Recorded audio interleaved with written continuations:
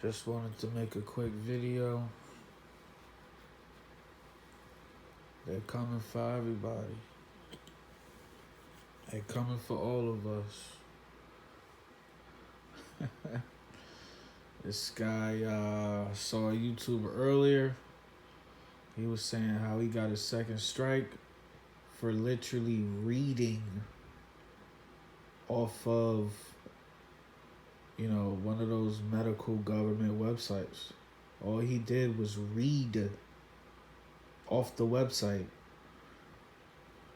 and they hit him with a strike. I was listening to the Big Facts podcast. They hit him with a strike. And there's probably so many more people. Like you said before, my friend said to me yesterday, I was on the phone with my friend, and he said to me, well, they banned the president off the internet. They can censor anybody. And I told him, I was like, see, that's what I'm saying. Like, he's a part of it. He's in on it. I don't give a fuck what nobody said. That orange dude that looked like fucking Mountain Dew high voltage or sweet lightning, whatever the orange Mountain Dew is, he's in on it. Drunk. Okay? The tennis salon man. He's in on it, man. Mr. Sunkiss. So that was the narrative. They created that narrative. And they waited to the end of his presidency to bring it to life. They waited to the end of his presidency, when he was leaving the White House, to ban him from the internet. And ever since that, the censorship is out of control. You're not allowed to talk about what's going on in the world right now. If this thing is so bad, why aren't people allowed to talk about it? If this thing is so bad, why aren't people allowed to talk about it? Do y'all think about that? It's like this thing is supposedly supposed to be so bad, but everything gotta be hush hush. Everything gotta be a secret. The only people that's allowed to talk about it is CNN, MSNBC, those characters. What the fuck? In what world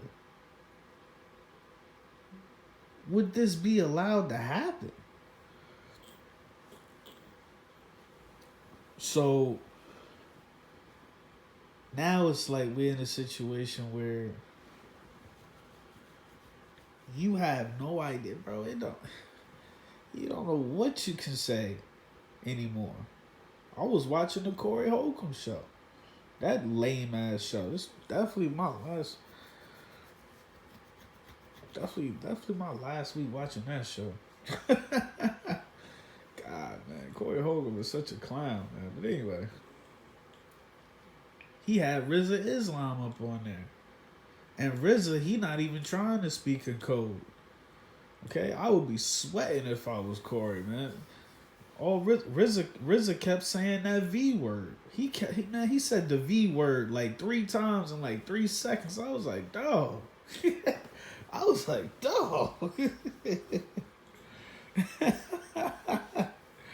gotta use a different word, bro. So he went up on there and he exposed it.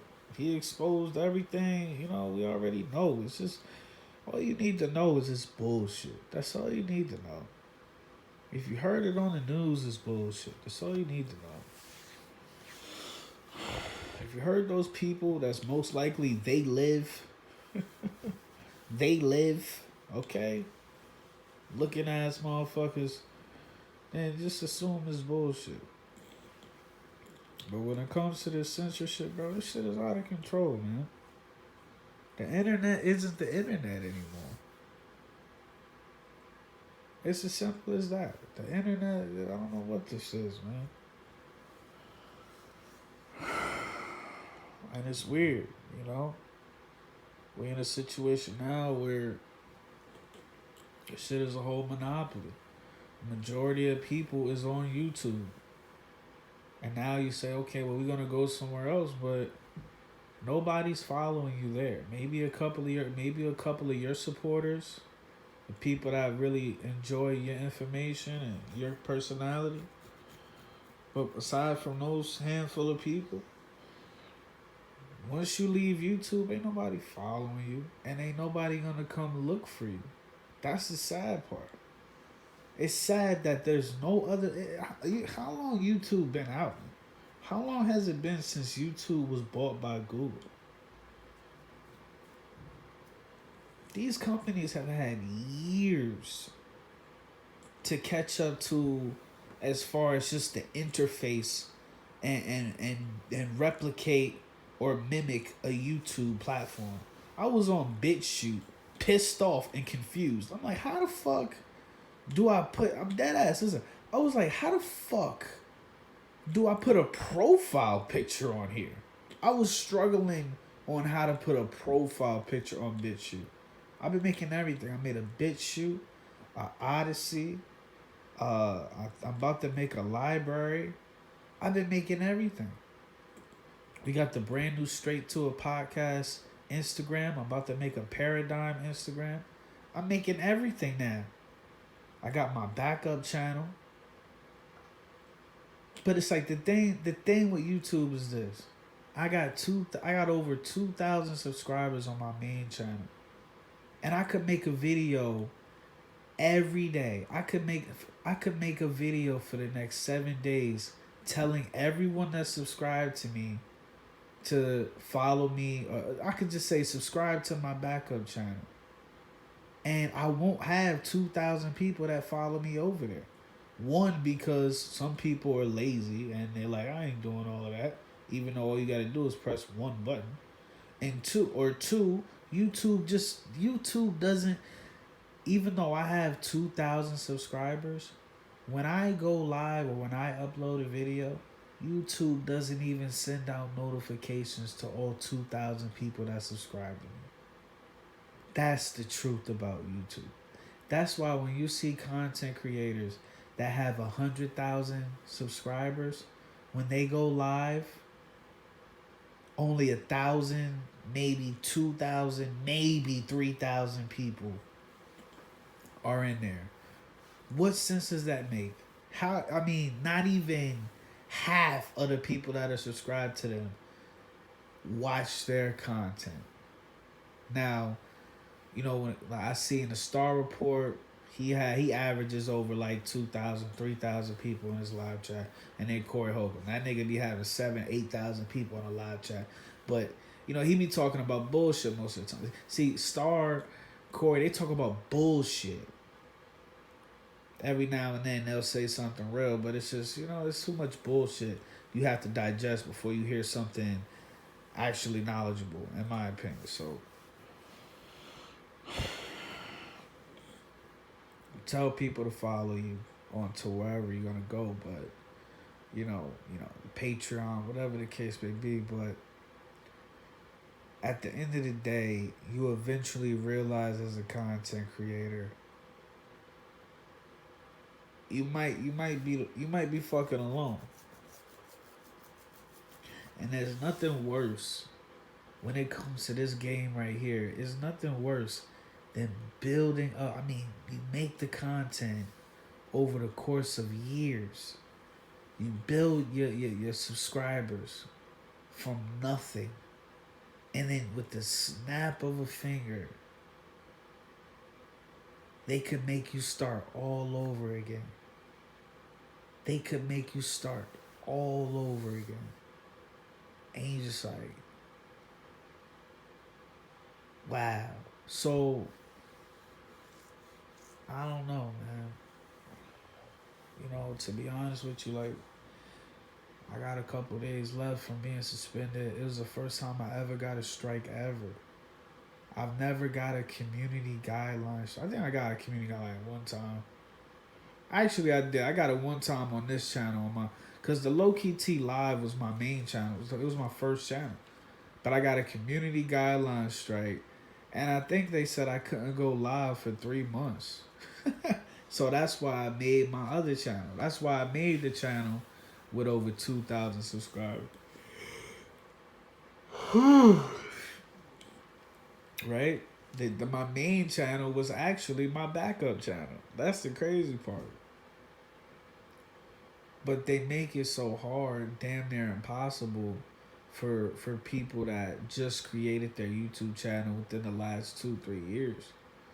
You know, that's why you look at a lot of these kids that have hundreds of thousands of subscribers. A lot of these people, they've been on YouTube for fucking 10 years, 10 plus years. They were on YouTube. See, a lot of people don't remember. There was a time when you could and I did it. I'm not gonna lie to you. I did this on my other channel, like not on my I didn't I did this on my, I had a other channel. I had a whole other completely different channel, and you know, I was it was like a personal channel. And what you could do back then was you could do like, you could hack it. You could hack and get subscribers. So you could be like, you know, you could follow somebody and they will follow you back. And you could just do that all day and you could get 1,000, 2,000 subscribers like that. If you just keep following people, they'll follow you back. Follow people, they'll follow you back. So it's like these dudes been on YouTube since way back in the day. So it was way easier. It was, regardless if they were robots or real people, it was way easier to get subscribers 5-10 years ago on YouTube. And I mean thousands. Now, come on, man. Even the people that cover all the trending topics, unless you have serious personality and you're consistent, you're not gonna get, you know what I mean, a bunch of subscribers, man. So it is what it is, man. I don't know. It's a lot of people getting strikes, and it's fucked up because it's a lot of people that might disappear. It's just fucked up, man. But for me, my situation, when it comes to this platform, I learned my lesson. And the lesson is, I learned that somebody like me, I already know my content is not safe. I'm too real for the internet. I'm too real for real life. I'm too real for this simulation. I'm too real for this dimension. I've ascended, I've elevated, I see through everything. I understand. I'm not going to say I understand everything, but I see through everything is what I'm trying to say. So it's like, there's nothing for me personally.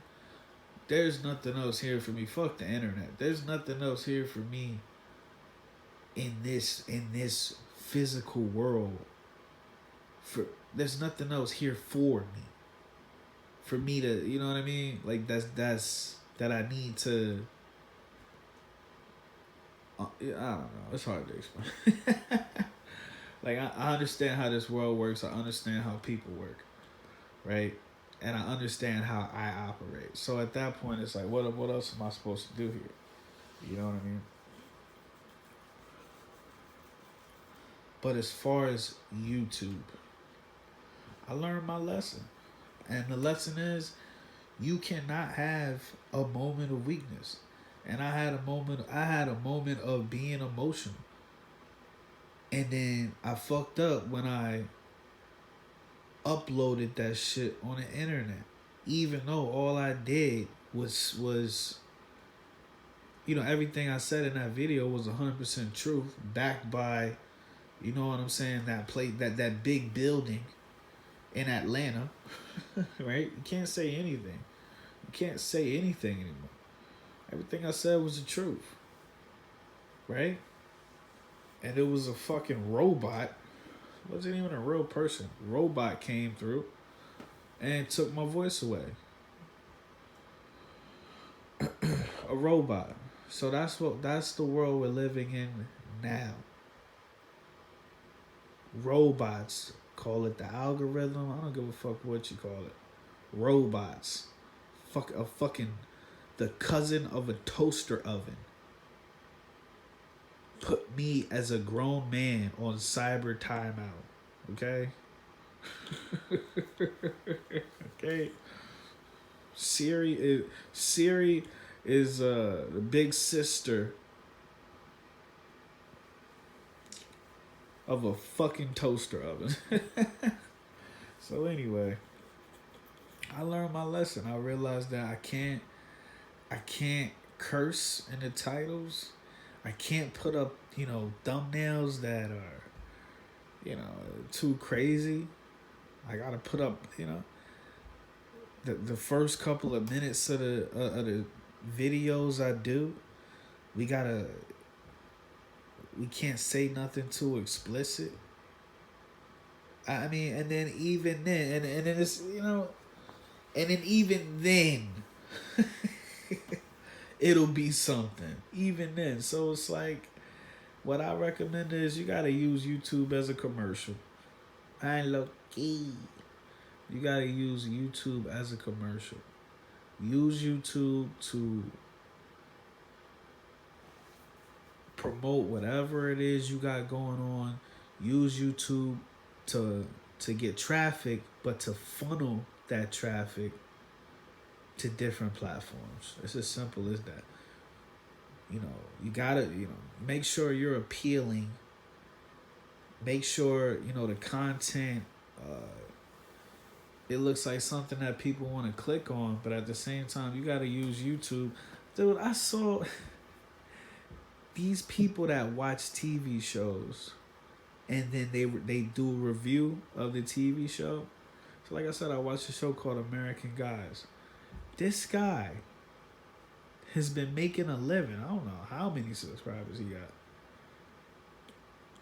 I think he got like 100,000 subscribers. All he do is review TV shows and shit. It's fucking crazy. It is so crazy, bro. He left a post on his page complaining that YouTube is no longer monetizing his videos anymore because he's using like he'll use like what happened in the episode. Like he'll use the visuals of the episode while he's speaking and telling everybody what happened during the review. So even the people that are reviewing movies and TV shows, right? Their accounts are being fucked with. So, it's like, and then as far as the gamers, I don't know. I don't know. But I'm looking around and I'm just like, at the end of the day, they're coming for all of us, man. So all I'm saying is you got to use YouTube as a commercial. Use YouTube, make your clips. Make make sure you stand out. Make your content magnetic. But at the end of the day, don't. Just know that you could wake up any day and your shit could be fucking terminated. And that's a goddamn shame. That's a goddamn shame. So that's it, man. That's all I got. I learned my lesson. When I come back, they just gonna talk shit about niggas. YouTube will never censor that. YouTube will never censor black people degrading other black people. So I guess that's the lane I'm gonna have to occupy moving forward, man. All right, I'm up out of here.